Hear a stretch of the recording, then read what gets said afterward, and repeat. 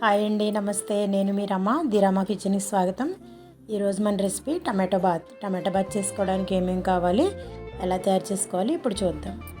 ఈ టమాటో బాత్ చేసుకోవడానికి కావాల్సిన పదార్థాలు: కట్ చేసి పెట్టుకున్నటువంటి ఉల్లిపాయలు, అల్లం తరుగు, పచ్చిమిర్చి ముక్కలు, క్యారెట్ ముక్కలు, టమాటో ముక్కలు, కరివేపాకు, కొంచెంగా పల్లీలు, జీడిపప్పు, ఒక గ్లాసు బొంబాయి రవ్వ, సన్నగా తరిగిన కొత్తిమీర. తయారీ విధానం చూద్దాం. ముందుగా ఒక గిన్నె పెట్టుకొని దాంట్లో కొంచెంగా నెయ్యి వేసుకోవాలి. నెయ్యి కొంచెం వేడైన తర్వాత మనం తీసుకున్నటువంటి బొంబాయి రవ్వని ఈ నేతిలో వేసి దోరగా ఫ్రై చేసుకోవాలి. బొంబాయి రవ్వ వేయించేటప్పుడు మంట చాలా సిమ్లో పెట్టి వేయించుకోవాలి. ఇది చాలా తొందరగా ఫ్రై అయిపోతుంది. ఇలా వేయించుకున్నటువంటి రవ్వను గిన్నెలోకి తీసి పక్కకు పెట్టుకోవాలి. ఇప్పుడు అదే ప్యాన్లో ఆయిల్ వేసుకుని ఆయిల్ వేడైన తర్వాత ముందుగా జీడిపప్పు వేసి దోరగా ఫ్రై చేసి పక్కకు పెట్టుకోవాలి. ఇప్పుడు అదే ఆయిల్లో పల్లీలు కూడా వేసి దోరగా వేయించుకుని పక్కకు తీసుకోవాలి. ఇప్పుడు దీనిలో మరి కొంచెం ఆయిల్ యాడ్ చేసుకుని ఆయిల్ వేడైన తర్వాత ఇందులో తాలింపు గింజలు వేసుకోవాలి. శనగపప్పు, మినపప్పు, ఆవాలు వేసుకొని దోరగా వేయించుకోవాలి. ఇవి ఇలా వేగుతూ ఉండగానే మనం తరిగి పెట్టుకున్నటువంటి క్యారెట్ని ఇందులో వేసుకోవాలి.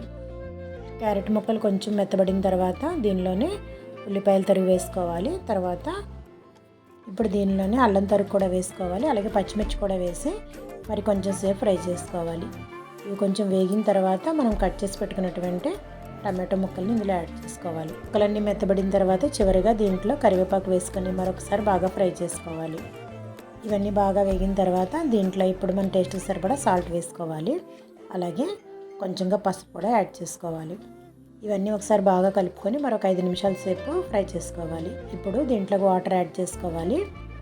ఒక గ్లాసు బొంబాయి రవ్వకి 3.5 గ్లాసులు వాటర్ వేసుకోవాలి.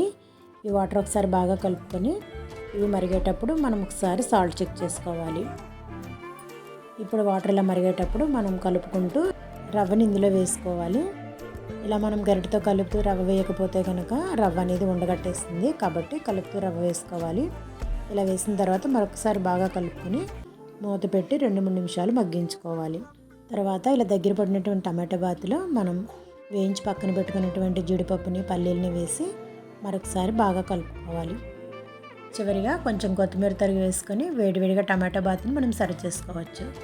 ఈ రోజుకైతే ఇంతేనండి. మరిన్ని రెసిపీస్తో ది రమ్మ కిచెన్లో మళ్ళీ కలుద్దాం. బాయ్ అండి.